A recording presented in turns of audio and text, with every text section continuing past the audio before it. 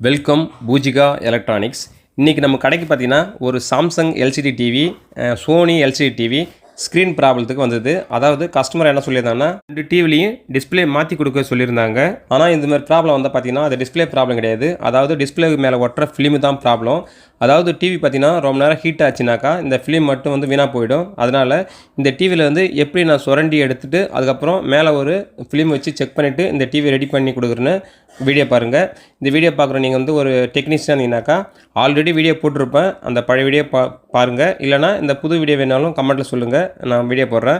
Already கமெண்ட்டில் video போடுற முறை சொல்கிறேன். ஆனால் கஸ்டமர் பார்த்தீங்கன்னா கிட்டத்தட்ட 2 பேர் 3 பேர் மட்டும் தான் கமெண்ட் பண்ணுறாங்க. அதனால் வந்து வீடியோ போடுறதுக்கு ஒரு இன்ட்ரெஸ்டிங் இல்லாமல் இருக்குது.